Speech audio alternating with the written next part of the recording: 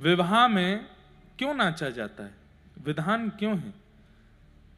मंगल कार्य घर में चलते हैं तो कोई गुस्सा भी करे तो उसको रोकते हैं, टोकते हैं, भाई मंगल कार्य चल रहा मत करो। क्यों? मंगल कार्यों में प्रसन्न और उत्साहित होना ही आवश्यक है। हम अपने पूरे जीवन को मंगल कार्य क्यों नहीं बना लेते? उत्साहित ही रहो, प्रसन्न ही रहो, उसमें विचलित होने का कोई कारण ही ना बचे। पर हमने केवल सीमित हफ्ता में 1 दिन, महीना में 2 दिन ही मंगल कार्य हैं, बाकी के दिन अमंगल कार्य हैं। हमारा जीवन अमंगल थोड़ा ही है। जितने वैष्णव यहां तिलक लगा करके बैठे हैं, कंठी माला पहनते हैं, कथा श्रवण करते हैं, उनका पूरा जीवन ही मंगल है, पूरा जीवन मंगल कार्य है। बंधुओं, कई लोग ऐसा सोचते हैं कि स्नान करके कार्य में रत होना, इसको पवित्रता माना जाता है। नहीं, आप सुबह स्नान करके जब तक ठाकुर जी का स्मरण नहीं करोगे तब तक पवित्र नहीं माने जाओगे। माताएं बहनें रसोई में जाने से पहले कहती हैं मैं नहा के आ जाऊं, और नहाते ही सीधे रसोई में जाके कुछ बनाने लगी, तो इसका मतलब वो पवित्र नहीं। आप साफ हुए हो, पवित्र तो आप हरि स्मरण से होते हो। स्नान करते ही इसलिए नियम है, खाइए पीजिए बाद में, पहले भगवत स्मरण करो, तिलक स्वरूप धारण करो, कंठी माला गले में धारण करते ही हैं, अपने गुरुदेव का स्मरण करो। गुरुदेव नहीं है तो जिनकी वाणी से कृष्ण प्रिय लगते हैं उनका स्मरण करो, और बैठ करके थोड़ी देर ठाकुर जी को याद करो।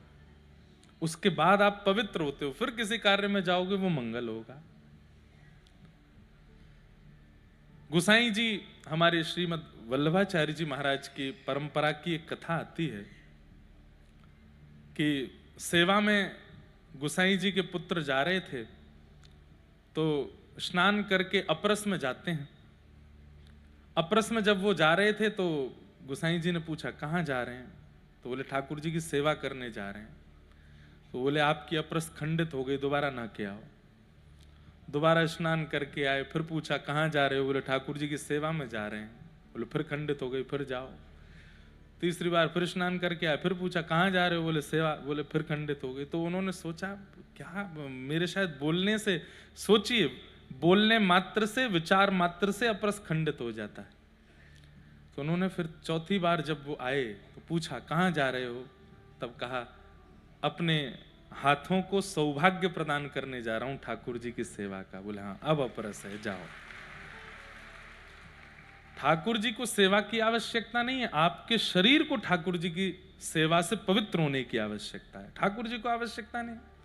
आप उनको भोजन नहीं कराओगे तो भूखे रहेंगे, आप नहीं नवाओगे तो क्या वो शुद्ध नहीं है, आप नहीं पहनाओगे तो क्या उनको ठंड लगेगी? नहीं। ठाकुर जी की सेवा करके हम अपने शरीर, विचार, मन, बुद्धि को पवित्र करते हैं, ठाकुर जी को नहीं। इसलिए जीवन का प्रारंभ हो, कला का प्रारंभ हो, दिन का प्रारंभ हो, स्नान करते ही पहले ठाकुर जी का आराधन करो, स्मरण करो, मानसी सेवा करो, भाव की सेवा करो, प्रत्यक्ष सेवा करो। उसके बाद सेवा नहीं कर सकते तो कम से कम एक कोने में आसन लगा करके बैठो, थोड़ी देर।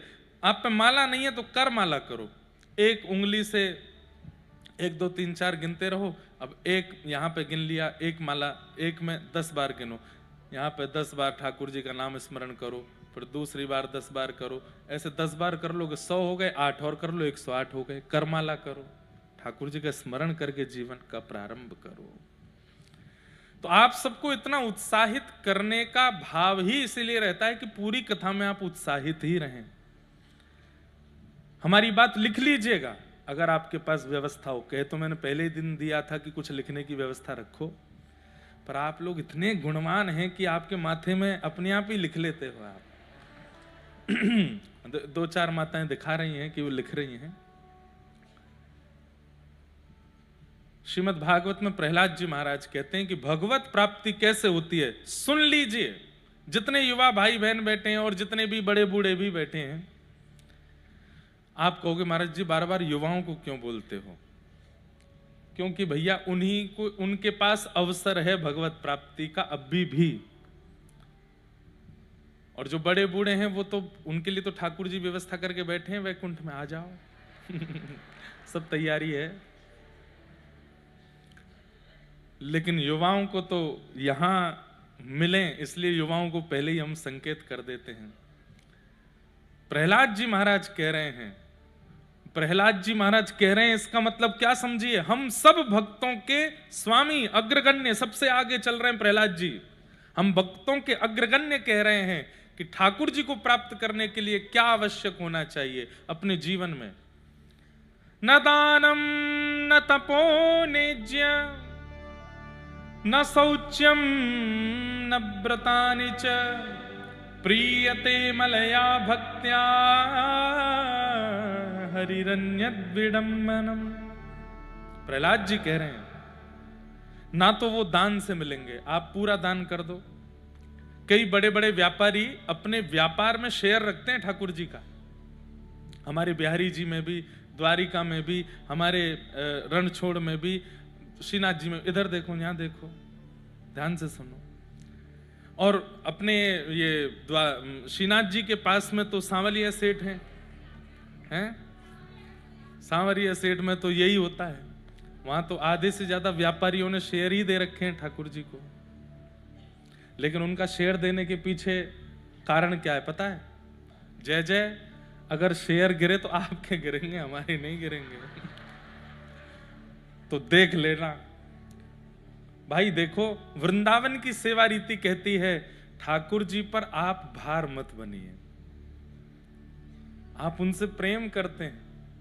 हमारे वृंदावन में एक स्थान है, वहां मैं हर वर्ष 1-2 दिन की सेवा कथा की करता हूं। बहुत छोटा सा स्थान है लेकिन अति दिव्य स्थान है। स्थान का नाम है कोकिल साईं। सिंधी समाज का स्थान है लेकिन अद्भुत स्थान है। वहां के जो हमारे पूज्य महाराज जी थे वो बंटवारा से 2 वर्ष पहले ही भारत आ गए थे। अब आप विश्वास नहीं मानेंगे, वो भजते हैं श्री जनक लली जी को, सीता जी को, और रहते हैं वृंदावन बरसाना में। ऐसे बड़े महापुरुष हैं आज भी जो ध्यान करते हैं राघव जी का और दर्शन करते हैं राधारमण जी का। एक बाबा थे सीताराम बाबा, वो तो वृंदावन में सब जगह जाते, कुंज बिहारी लाल जी की दर्शन करने जाते तो बिहारी जी के सामने वृंदावन में खड़े होकर के बोलते, जय हो कनक बिहारी लाल की जय। कनक बिहारी जी अयोध्या में, और यहाँ बिहारी जी का दर्शन करते हैं बोलते हैं कनक बिहारी। राधा वल्लभ जी जाते तो कहते जय हो श्री जानकी वल्लभ लाल की जय। राधा रमन जी जाते तो वहां जाकर के कहते श्री जानकी रमणनाथ की जय। यमुना जी को प्रणाम करते तो बोलते जय हो सरजू मैया की, क्या सुंदर निर्मल जल है। वृंदावन की रज को प्रणाम करते जय हो अयोध्या जी की पावन रज को प्रणाम। अब उनकी भक्ति कौन समझे अंदर क्या चल रहा है। वो वृंदावन में रहते रहते राघव जी का भजन करते थे। भक्तिमती मीराबाई, पूरा विश्व जानता है कि वो कृष्ण भक्त हैं, पर भक्तिमती मीराबाई गाती हैं मेरे तो गिरधर गोपाल, गाती हूं मैं तो गोविंद रा गुण गासूं। गाती सब कृष्ण भजन है लेकिन अंतर मन में उनके राम नाम चलता है, राघव जी का नाम गाती हैं। भक्ति किसकी कैसी है हम नहीं जानते, वो अंतर्निष्ठ भक्ति है। एक वृंदावन में एक और बाबा थे, उनसे कोई कह देता बाबा राधे श्याम तो कंकड़ उठा के मारते, कोई कहता बाबा राधे राधे तो डंडा लेके भागते, कोई कहता जय श्री कृष्ण तो गालियां देते। सब कहते बाबा क्यों मारते हो, हम तो प्रणाम ही कर रहे हैं। बोले राम राम बोलो, राम राम। बोले आप बड़े भेदभावी हो, ठाकुर जी के नाम में भेद करते हो, राघव जी का नाम विशेष बोलते हो और राधा कृष्ण पर कंकड़ मारते हो, जय श्री कृष्ण पे हमको डंडा देते हो। बोले मैं इसलिए डंडा कंकड़ मारता हूं, लोग बाग राधे राधे बोलते हैं, जय श्री कृष्ण बोलते हैं, युगल नाम नहीं बोल पाते। राम बोलने से युगल हो जाता है, रा से राधा, मां से माधव, इसलिए राम राम बोलो, राम राम बोलो। और बोले युगल नहीं तिगल होता है। बोले कैसे? राधा कृष्ण और वहां के राम जी, तीनों के नाम हो जाते, राम राम बोलो। तो महात्माओं की भक्ति कहां कब कैसी है वो कौन जाने उस भाव को। तो मैं कोई विषय बता रहा था, कोई लीला, कोई कथा बता रहा था, कौन सी बता रहा था, याद दिलाओ हमको। हैं? कोकिल साईं हैं? हाँ कोकिल साईं, कोकिल साईं। तो कोकिल साईं के जो सिंधी में संतों को साईं बोलते हैं। तो वहां के जो साईं थे, वहां के जो महाराज जी थे, वो अपने युगल ठाकुर जी का किसी को दर्शन नहीं कराते थे। कोई अगर उनके पास आ जाता था, आकर के कहता, तो उसको पहले तो दक्षिणा देते। सब लोग कथा सुन लो, बीच वाली माता जी बैठ जाओ, आप किसी और को बुला रही हैं, हमारा ध्यान आप पे जा रहा है। इधर सुन लो, सब लोग सुनो। तो कोकिल साईं जी वो अपने ठाकुर जी का दर्शन किसी को नहीं कराते थे। कोई अगर उनके पास पहुंच जाता ना, तो उसको देख के वो इतने उत्सुक हो जाते, उसको बुलाते, इधर आओ, ये लो 100-200 रुपया लो, कम लग रहे हैं और दूं? नहीं नहीं, हमें ये नहीं चाहिए, हमें तो दर्शन करने। बोले तू बैठ, तो 500 रुपया ले ले। बंटवारे से पहले 500 रुपया दे देते। फिर वो तो भोजन करोगे, रोटी दाल चावल सब्जी सब पवाते प्रेम से, खूब पेट भर जाता, तृप्त हो जाता, दक्षिणा भी दे दी। वो कहते महाराज जी आपने सब दर्शन तो करा दो। दर्शन नहीं कराऊंगा, इसीलिए तो तुझे धन दे रहा हूं, अन्न दे रहा हूं, लोभ दे रहा हूं कि तू भाई यहीं से लौट जा, ठाकुर जी के सामने मत जा। क्यों? बोले मेरे प्रिया प्रियतम बड़ी कृपा करके मेरे पास आए हैं, अगर तूने उनके सामने जाकर के कुछ मांग लिया तो वो संकोच में आ जाएंगे, इसलिए मैं उनके दर्शन नहीं कराऊंगा। जो चाहिए मुझसे मांग ले, उनसे नहीं मांगना। उनको विहार करने दो, उनको आराम करने दो, उनको लीला करने दो, उनको निकुंज में रस लेने दो। अरे हम संसार के लोग कर ही क्या रहे हैं? उनको निकुंज देना तो दूर की बात, उनको परेशान करते हैं, उनके सामने जाकर के सब बताने लगते हैं, ऐसा चल रहा है, वैसा चल रहा है, ये हो रहा है। बोले भैया तुझे जो शिकायतें हैं मुझे बता, तू कहे तो मैं अपनी प्रॉपर्टी तुझे दे दूंगा, लेकिन मेरे ठाकुर जी से कुछ नहीं मांगना। ऐसे थे। और उनकी छोटी सी जानकी जी थी, उन जानकी जी को वो अपनी पगड़ी में रखते थे कि कोई देख ना ले। वहां के सब महापुरुष बताते हैं कि जब साईं निकुंज में चले गए तो उनकी सब सामग्रियां हमने सजा के रखी। वो जो हाथ में बैंत रखते थे, जो छड़ी रखते थे, जो पाग पहनते थे, जो गले में पहनते थे, लेकिन महाराज जी वो सिया जी ही प्रकट होके साईं को लेके गई। वो कभी वो मिली ही नहीं, कहां गई, कहां है उनका ध्यान। तो वृंदावन की सेवा तो ऐसी है, राजी रहो, आप राजी रहो, तुम सो कछु न चय हो, मुझे आपसे कुछ नहीं चाहिए, बस आप राजी रहो, आप प्रसन्न रहो, आप निकुंज में रहो, आप सुख से विराजो। प्रेम का एक स्वरूप होता है। पत्नी पति से प्रेम करती है, पति पत्नी से प्रेम करता है। कई बार अपने घर में कोई बड़ी घटना घट जाती है ना, तो पत्नी पति को नहीं बताती। पति गए हैं दूर, रोज बात करेगी, रोज हंसकर के बात करेगी, रोज खुश होगी, और उनको ऐसा बिल्कुल कॉन्फिडेंशियल रखती है कि घर में सब ठीक है। क्यों? वो चिंतित ना हो। क्यों? क्योंकि प्रेम है। और हम लोग ठाकुर जी को सब बता देते हैं, हमारे साथ ऐसा हुआ, ये हो गया, इतना बुरा चल रहा है, नाथ ये सब कर रखा है, आपने हमको फेल कर दिया, हमारे संबंध टूटवा दिए, ये करवा दिए। क्यों बताना है ठाकुर जी को? सब जानते हैं। वो प्रेम में तो छुपाया जाता है, बताया नहीं जाता। व्रज की प्रीति ऐसी है, व्रज की भक्ति ऐसी है कि ठाकुर जी से कुछ मत कहो। सहेली जी, उनको सब पता है, मत बताइए उनको, मत कहिए उनसे, बल्कि ध्यान रखो कि वे आनंद में हैं कि नहीं, वे सुख में हैं कि नहीं, वे राजी हैं कि नहीं, वे प्रसन्न हैं कि नहीं।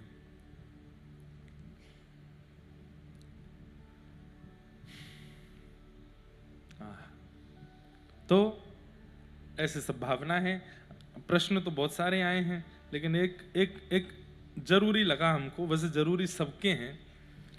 अगर हमारा कोई परिचित या परिवार का सदस्य गलत मार्ग पर चला जाए, खान पान अपवित्र हो जाए, तो उसको सुधारने के लिए हम स्वयं भजन पूजन इत्यादि करें तो क्या वह सुधर जाएगा?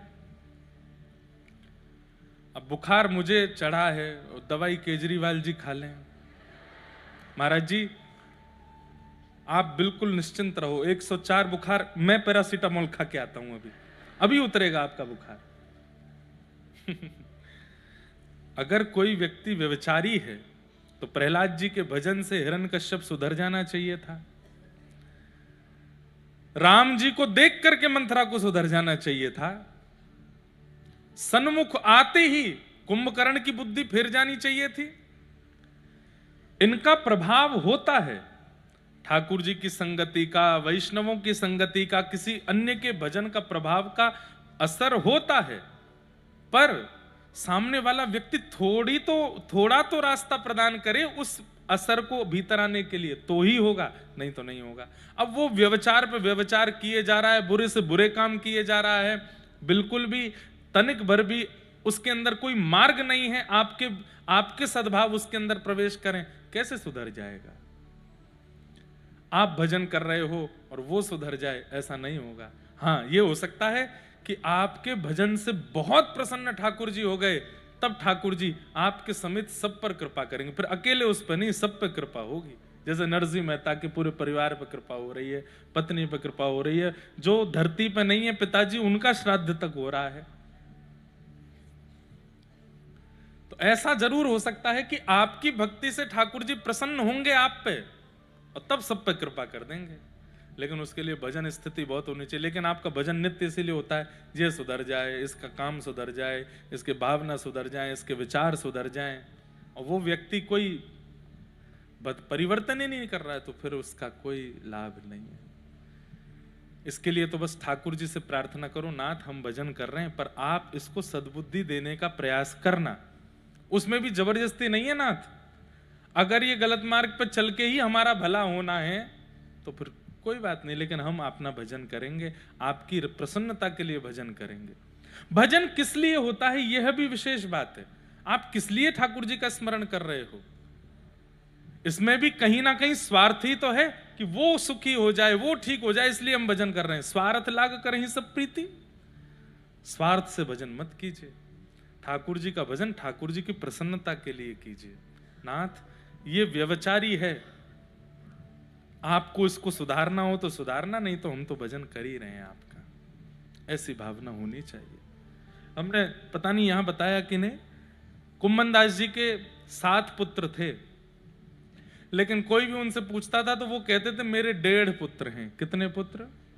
1.5 पुत्र। 1.5 कोई पुत्र होते हैं? किसी ने कहा कुम्मन दास जी 1.5 पुत्र कैसे, या तो 1 होगा या 2 होंगे।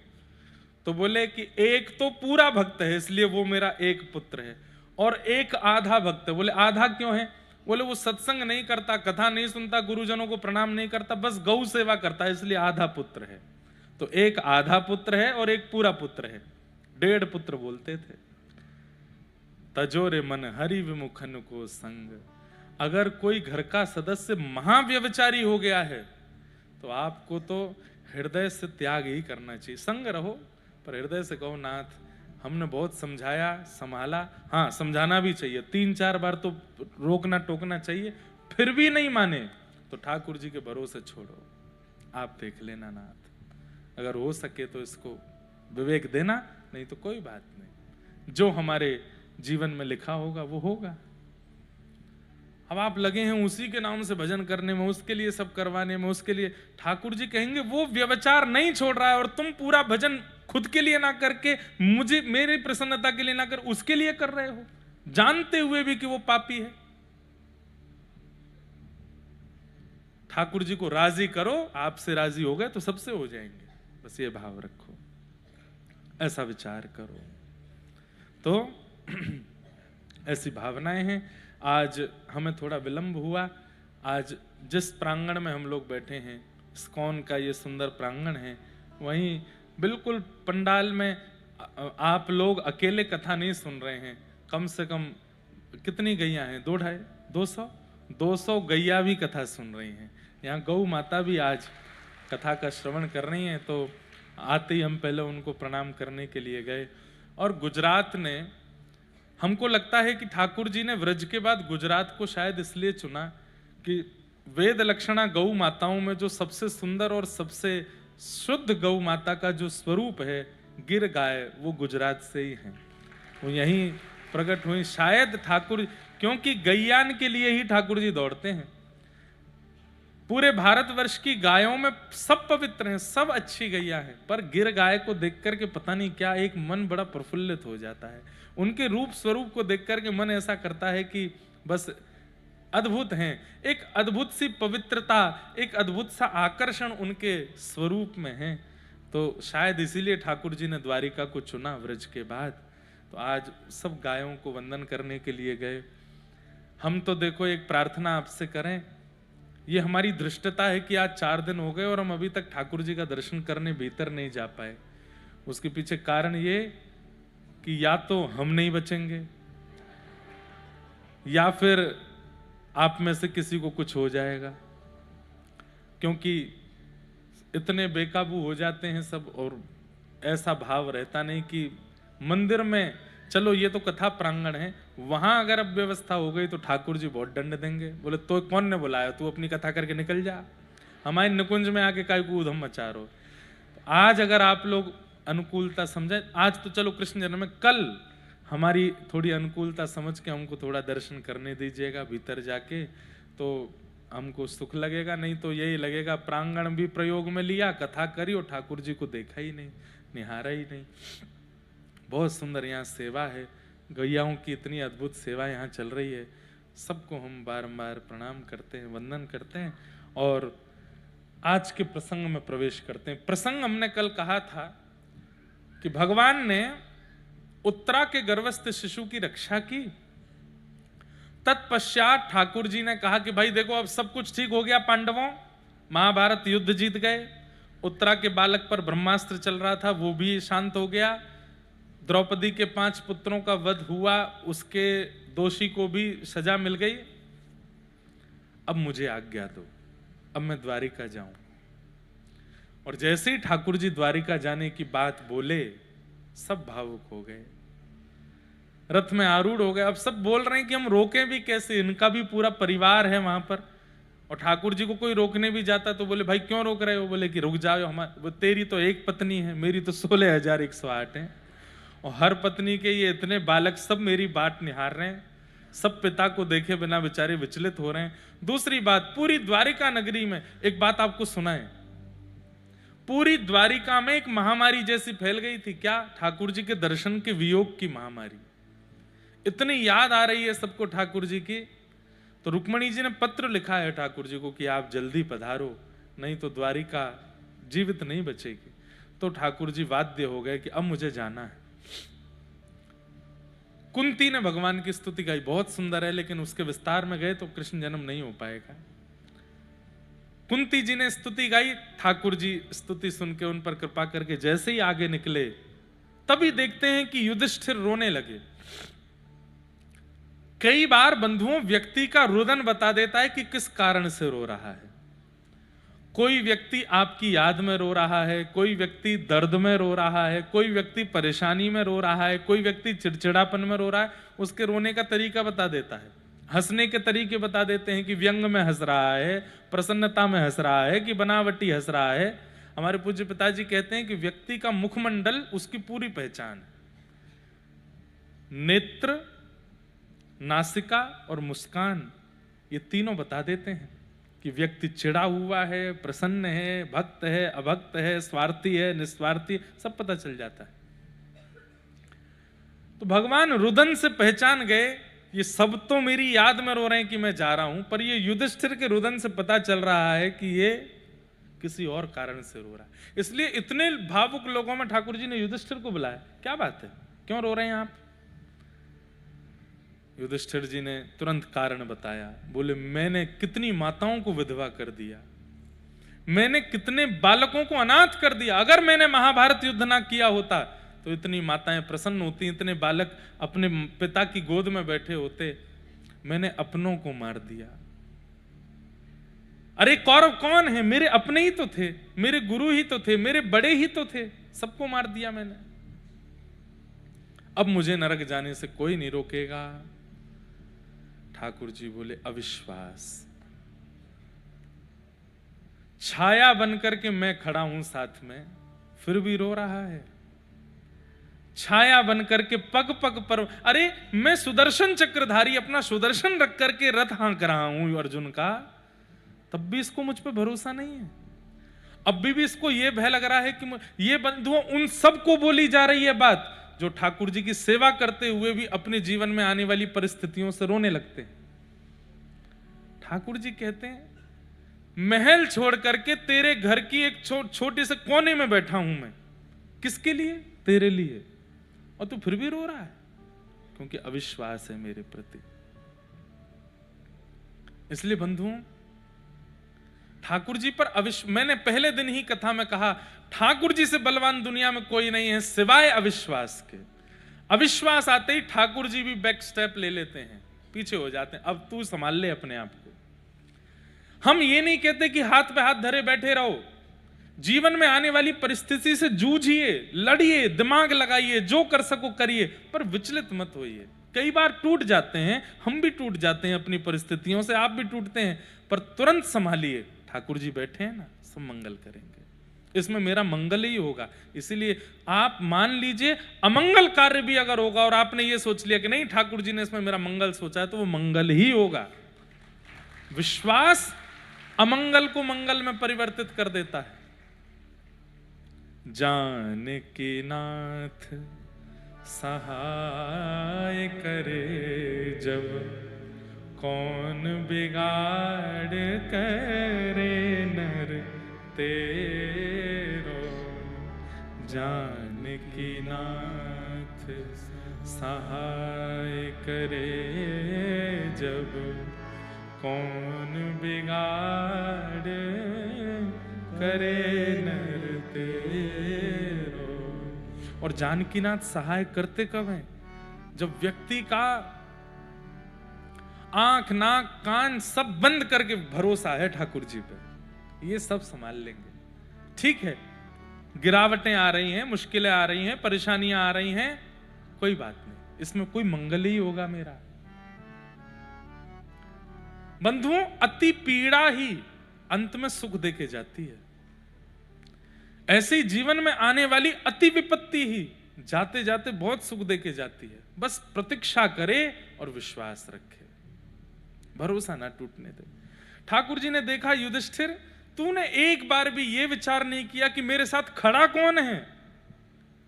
द्वारिकाधीश तेरे बगल में खड़े हैं, तुम्हारी भोजन थाली में अपनी थाली ठाकुर जी अलग से नहीं लगाते हैं, युधिष्ठिर आदि की थाली में से बैठ के पाने लगते हैं।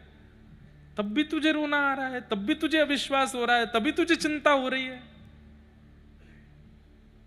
क्योंकि मेरे प्रति अविश्वास है। आप इस अविश्वास को दूर कीजिए ना, जैसे अर्जुन का दूर किया था, वैसे मेरा भगवान बोले यही काम है मुझ पर। उसको ज्ञान दिया, अब तुझे दूं, तो फिर तेरे बाद नकुल सहदेव रोएंगे, फिर उनको सुनाऊं, फिर कुंती रोएगी, फिर उसको बताऊं। हम एक ही बार बोलते हैं और संकेत में बोलते हैं, जिसको समझना है एक बार में समझ ले, दोबारा दोहराता नहीं मैं।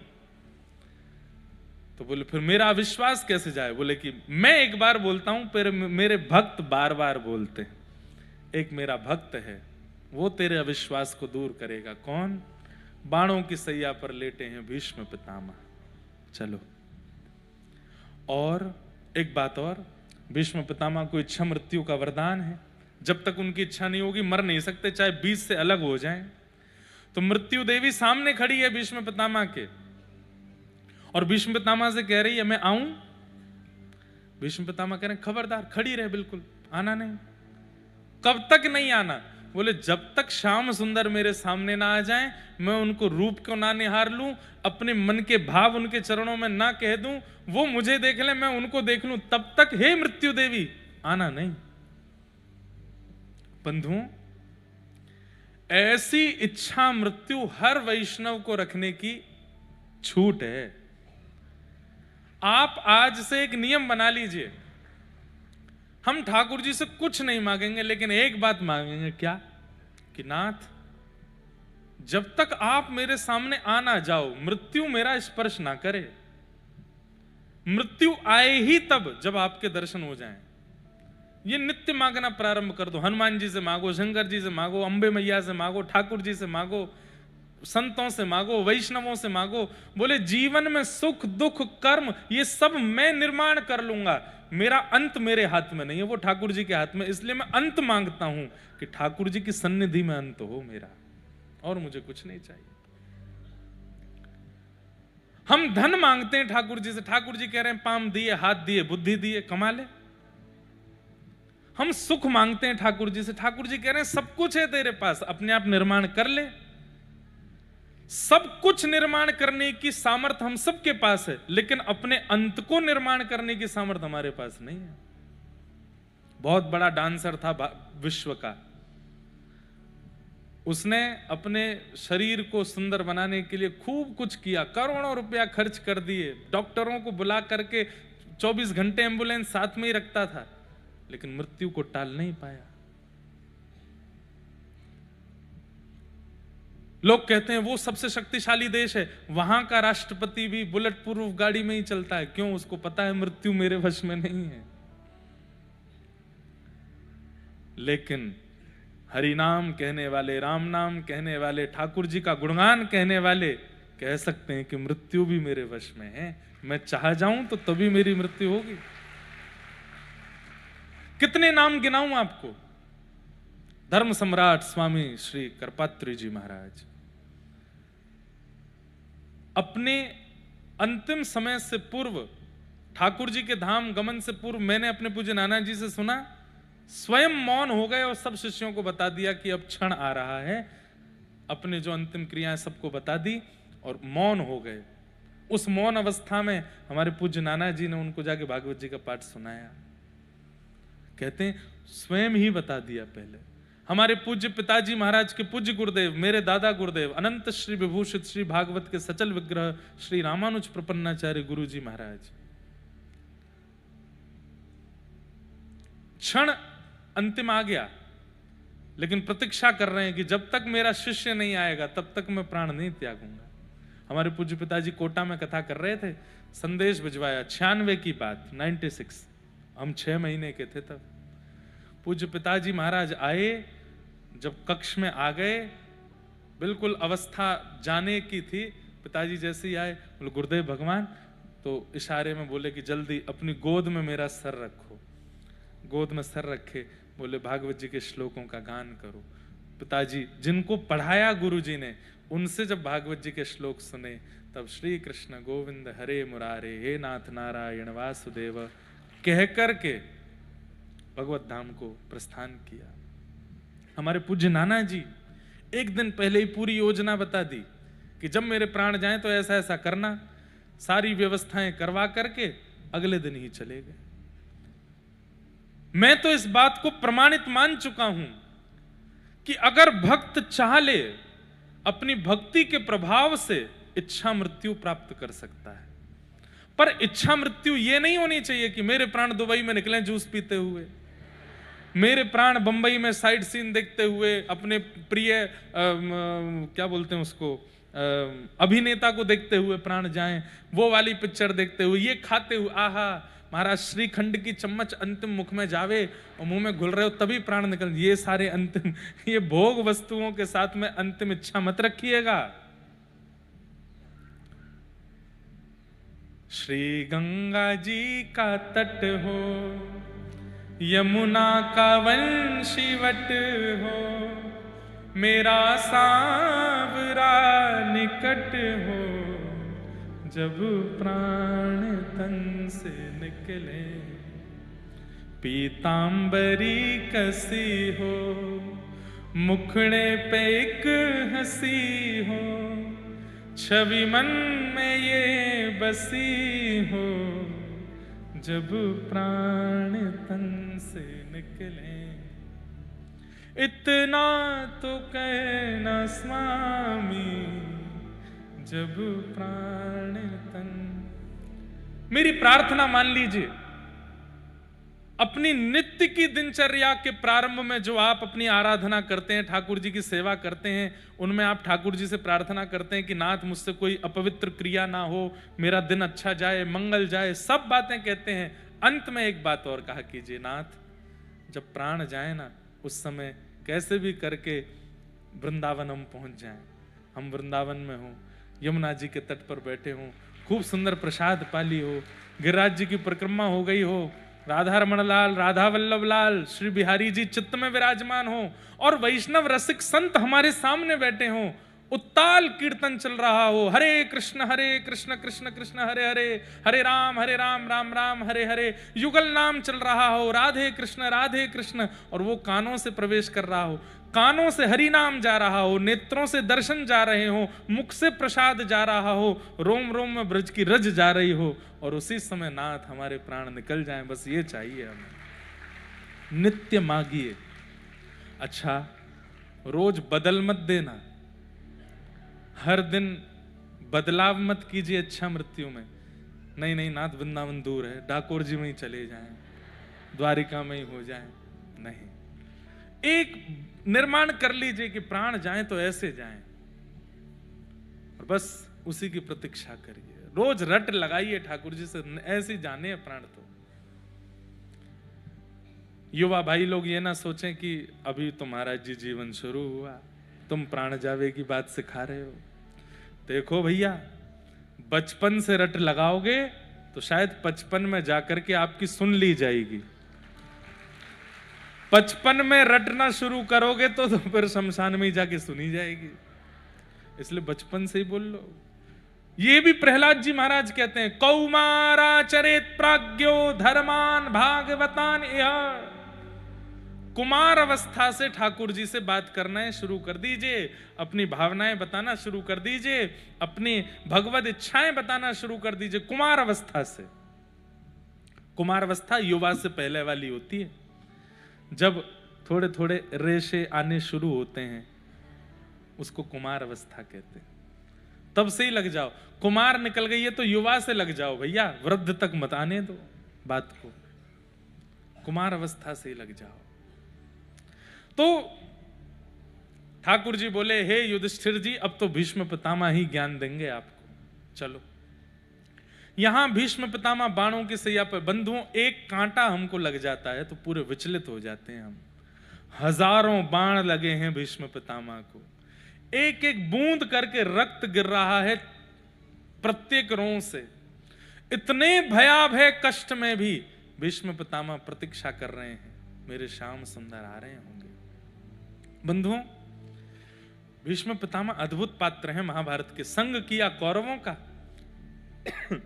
पर अंत इनके जैसा नहीं हुआ।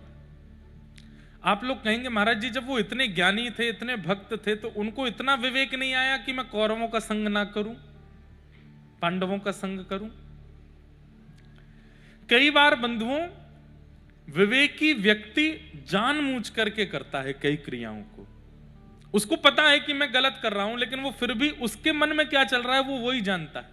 जैसे भीष्म पितामह से भगवान ने पूछा कि हे भीष्म पितामह, तुम जानते थे कि ये कौरव ठीक नहीं है, फिर भी तुमने इनका संग क्यों किया? ये कौरव उचित नहीं है, फिर भी तुमने इनका साथ क्यों दिया? अरे इन्होंने द्रौपदी को निर्वस्त्र किया था बड़ी सभा में, ऐसे लोगों का तुमको साथ देना चाहिए। भीष्म पितामह बोलते हैं, मैं जानता हूं कि मैंने कौरवों का संग गलत किया, कौरव ठीक नहीं है, कौरव अच्छे नहीं है, लेकिन नाथ मेरा पक्ष तो सुनिए। बोले बताओ। बोले यदि मैं पांडवों के पक्ष में होता तो महाभारत युद्ध में या तो आपके दाहिने खड़ा होता या आपके बाएं खड़ा होता, और कहीं संभवतः आप मेरे ही सारथी बन गए होते तो आपके पीछे खड़ा होता। दाहिने खड़ा होता तो आप आधे दिखते, बाएं खड़ा होता तो आधे दिखते, पीछे खड़ा होता तो पीछे से ही दिखता। सन्मुख दर्शन तो सामने से ही हो सकता है, इसलिए कौरवों के पक्ष में गया मैं। और वो अपनी स्तुति में इस बात का प्रस्ताव करते हैं। आहा, क्या कहते हैं भीष्म पितामह, बहुत सुंदर है पितामह की स्तुति। पितामह कहते हैं, बोले कि मैं महाभारत युद्ध में कर क्या रहा था? 10 दिन तक तो सुस्त बैठे थे भीष्म पितामह। पूरा प्रसंग सुनाते हैं। भीष्म पितामह 10 दिन तक तो कुछ नहीं कर रहे थे, केवल बैठे बैठे नजर घुमा रहे थे। जब 10 दिन में कौरवों की सेना समाप्त होने लगी, तब दुर्योधन ने इनको एक व्यंग मारा, खाते हमारा अन्न है, भला चाहते उन लोगों का है। तब भीष्म पितामह बोले, ए दुर्योधन, क्या बोले तुम जानते नहीं मैं कौन हूं?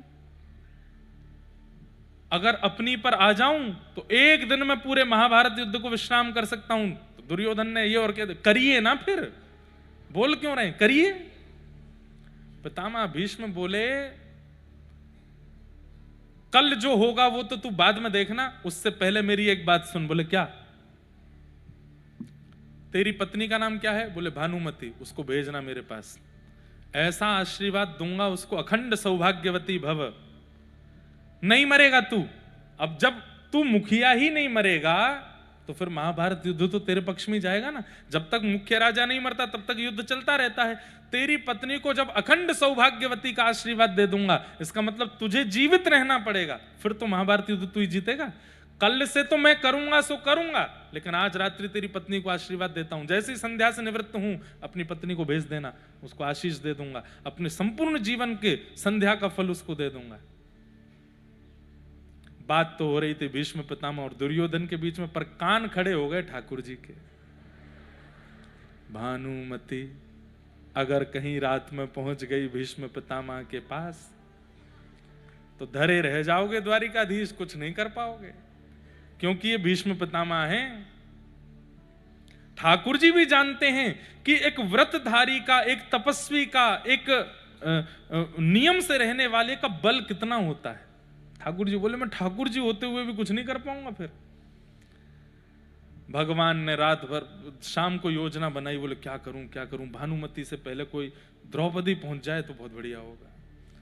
भानुमति को आशीर्वाद मिलेगा तो अकेला दुर्योधन बचेगा, द्रौपदी को आशीर्वाद मिले तो पांचों बच जाएंगे। पांचों बच जाएंगे। बोले युद्ध तो अपने स्तर पे चल ही रहा है, भीष्म पितामह का आशीर्वाद और मिल जाए तो एक सेफर साइड हो जाएगा। क्यों? बोले फिर भीष्म पितामह जब जब बाण चढ़ाएंगे तो मैं कह दूंगा अपना आशीर्वाद भूल गए, इन पांचों को मारने पे तुले हो, वहां बेचारी वो कन्या को तुम सौभाग्यवती बोले आए हो, उसको विधवा करने पे तुले हो, क्योंकि एक भी मरा तो द्रौपदी तो विधवा है। ये अच्छा है इनको फंसाने का तरीका। द्रौपदी को अर्धरात्रि में ठाकुर जी ने ग्वालिया का भेष बनाया, पहुंच गए द्रौपदी के पास। सो रही थी द्रौपदी, तुरंत ठाकुर जी ने द्रौपदी को उठाया, लालटेन तेज की, भगवान काजल से ऐसी मूंछ मूंछ जैसी बना लाए थे अपनी, और बढ़िया विचित्र सा रूप, मोटा मोटा काजल, सिर पे बिल्कुल जैसे गैया चराने वाले होते हैं ना, बिल्कुल ग्वारिया जैसा भेष धारण करके ठाकुर जी और पहुंच गए। द्रौपदी चल। द्रौपदी बोले इतनी रात को? बोले कि भीष्म पितामह को प्रणाम करना, और सुन घूंघट निकाल के जाइयो, एक शब्द भी, तुझे मौन रहना है, बस एक शब्द भी बोलना नहीं, प्रणाम करना, भीष्म पितामह आशीर्वाद दें, चुपचाप बाहर आ जाना। द्रौपदी बोली उन्होंने पूछा कि इतनी रात को तू अकेली आई तो क्या बोलूं?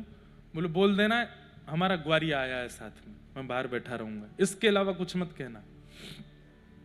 द्रौपदी गई, भीष्म पितामह यहाँ जप कर रहे थे, संध्या पूर्ण होते ही भीष्म पितामह ने माथे से माला लगाई, सामने देखा भगवान बाहर पहरेदारी कर रहे थे कि भानुमति नहीं आवे, उसको भगाऊं मैं यहीं से। बार बार देखें जल्दी कर द्रौपदी।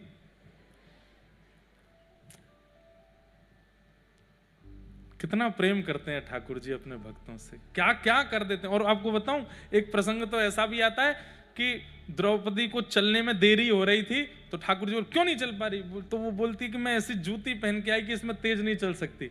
तो ठाकुर जी बोले पैर उठा, उसकी दोनों जूतियां उठा करके ठाकुर जी ने अपने बगल में दबा ली, बोले अब चल। और ठाकुर जी ऐसे ही बैठे बाहर, द्रौपदी की जूतियों को संभाल करके बैठे हैं। किस लिए? प्रेम करते हैं भक्तों से, बहुत प्रेम करते हैं। बंधु हम कुछ प्रेम नहीं करते ठाकुर जी जितना हमसे प्रेम करते हैं। बाहर खड़े हैं, भीतर द्रौपदी को जैसे ही घूंघट में बैठी थी, अब उनको क्या पता ये भानुमति की द्रौपदी, तुरंत आ गई भानुमति, रुक जा, हाथ में जल ले करके, और मैंने जीवन में जितना भी ब्रह्मचर्य मेरे पास है, जितना भी मैंने संध्या वंदन आदि जो भी मैंने यज्ञ अनुष्ठान किए, उन सब का फल मैं इस कन्या, इस बालिका को देता हूं, अखंड सौभाग्यवती भव। तुम्हारा पति अजर अमर हो जाए, भीष्म पितामह कह रहा है, ब्रह्मा भी चाहेगा तो उसका वध नहीं कर पाएगा। वो सशरीर चाहेंगे तो स्वर्ग जा सकते हैं, वो सशरीर चाहेंगे तो पृथ्वी से जा सकते हैं, मृत्यु भी उनको नहीं मार पाएगी, मेरा आशीर्वाद है तुझे। जैसे ही सुना द्रौपदी बोली, ये उम्मीद नहीं थी मुझे भीष्म पितामह ये आशीर्वाद देंगे। ये तो मेरे पांचों के प्राण खाने में सबसे आगे रहते हैं, पांचों के पीछे रथ इन्हीं का दौड़ता है, और ये कह रहे हैं अखंड सौभाग्यवती भव।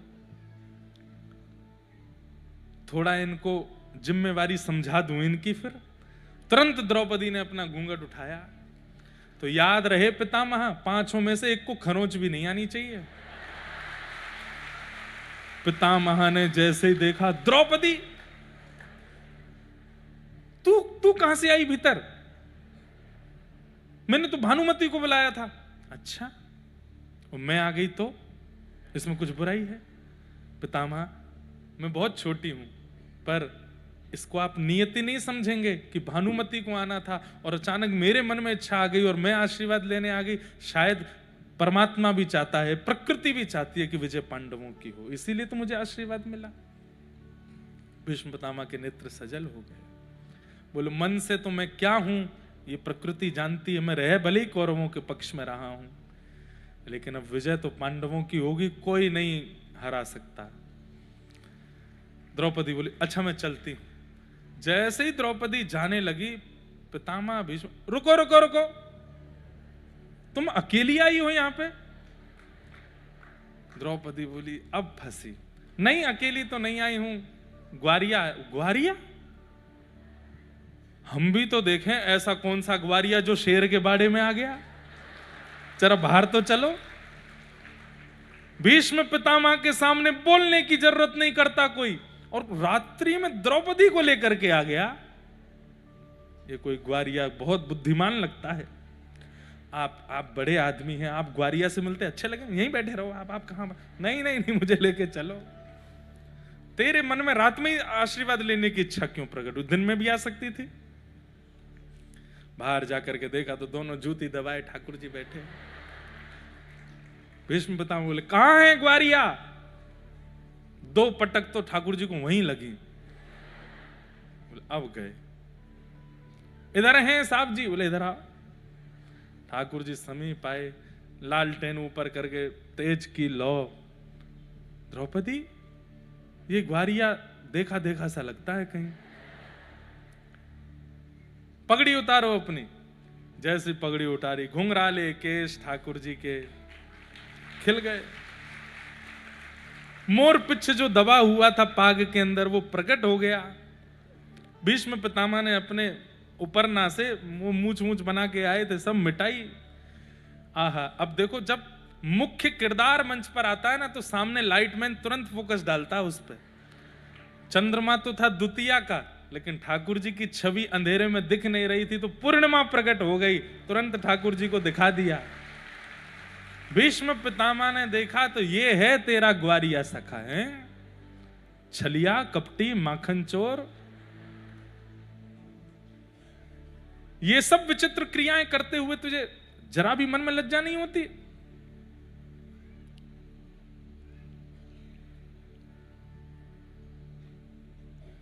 द्रौपदी, मेरी बात सुनो। क्या मैंने तुझे अखंड सौभाग्यवती का आशीर्वाद दिया है, पर मैं जिम्मेदारी इसको देता हूं कि पांचों के प्राण बचाने की जिम्मेवारी इनकी है। अब ये बचाएं। आहा ऐसे भीष्म पितामह। और फिर अगले दिन से महाराज लगे। भीष्म पितामह ने भी ठान लिया, लेकर के धनुष बाण और पांचों के पीछे ही भागते हैं जहां जहां रथ जाता है। और उसमें भी विशेष रूप से अर्जुन का रथ। ठाकुर जी खूब द्रुत गति से रथ दौड़ाते हैं, कभी इधर कभी उधर। सामने देखते हैं तो भीष्म पितामह खड़े पाते हैं। भीष्म पितामह तो, ठाकुर जी बोले, और भी लोग हैं, वहां भी चले जाओ, तुमको अर्जुन ही मिला है। लेकिन भीष्म पितामह का केंद्र बिंदु अर्जुन नहीं है। भीष्म पितामह का केंद्र बिंदु है कि तुम शस्त्र उठाओ। तुमने प्रतिज्ञा ली है कि वासुदेव, मैं शस्त्र नहीं उठाऊंगा। और मैंने भी प्रतिज्ञा ली है कि वासुदेव कर चक्र न धरहि तो तुमको मुख न दिखाऊं।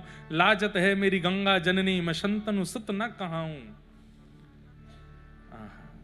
भीष्म पितामह आज बाणों की सैया पे लेटे हैं, सामने ठाकुर जी आके खड़े हो गए हैं। और तभी भीष्म पितामह सजल नेत्रों से स्तुति गा रहे हैं।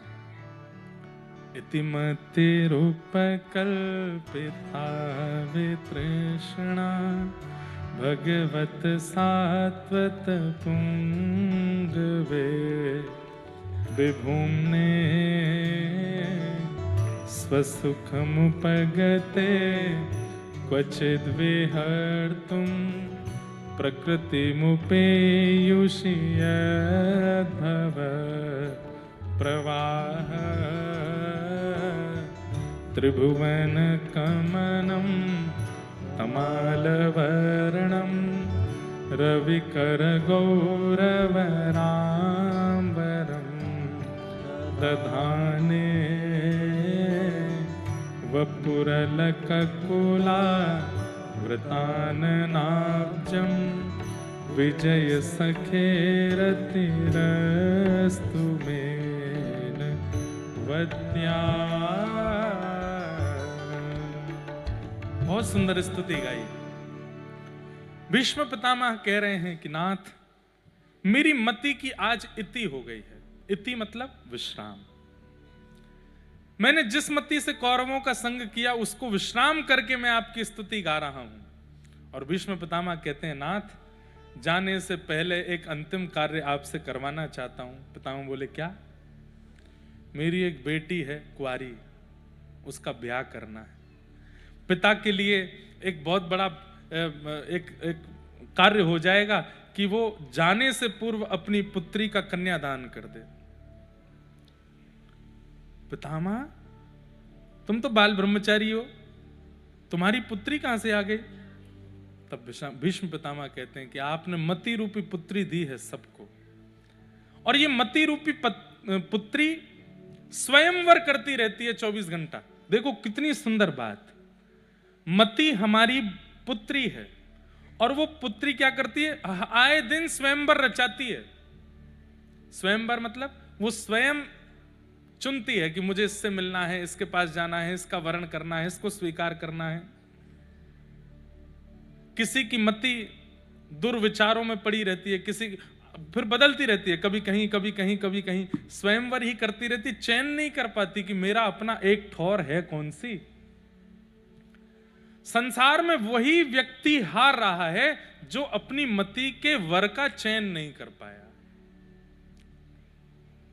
आज कथा हो रही है तो कथा में आ गए, कल कुछ उल्टे सीधे काम हो रहे हैं तो वहां पहुंच गए, परसों फिर कोई अनुष्ठान हुआ तो वहां भी आ गए, उसके अगले दिन फिर कहीं पर कुछ पिया पाई हुई तो वहां पहुंच गए, उसके अगले दिन कुछ अनुष्ठान मंदिर का हुआ वहां भी आ गए, गौ सेवा में भी पहुंच गए, रात की उल्टे सीधे कामों में भी पहुंच गए। मति को एक ठौर। मैं तो एक बात कहता हूं, उस व्यक्ति का उद्धार हो ही नहीं सकता जो दोनों तरफ रहता है। वहां पर भी है, मतलब सारे विचित्र कार्यों में, और यहां पे भी है। कथा भी सुनता है लेकिन छल कपट भी करता है, कथा भी सुनता है लेकिन काम पर बिल्कुल भी वशीकरण नहीं है, कथा भी सुनता है लेकिन सारे उल्टी सीधे कामों में भी उसकी रुचि है। ऐसे व्यक्ति, वही बात है कि दो नाव पे पैर गिर जाओगे। हम कह रहे हैं भैया पूरे पूरे एक तरफ आओ, या तो पूरे पूरे ठाकुर जी के हो जाओ या पूरे पूरे संसार के ही हो जाओ। ये बीच में मत रहिए, ये बीच वाला सेक्शन मत चुनिए। यहां पर भी वहां पर भी, इधर भी उधर भी, कुछ दिन यहां कुछ दिन वहां ना। ये दोगले इंसान ठाकुर जी को फिर प्रिय नहीं लगते हैं। एक तरफ रहिए। और हम एक बात और कह दें कि चलिए अब आपको भक्ति में रुचि आनी प्रारंभ हुई है तो धीरे धीरे करो।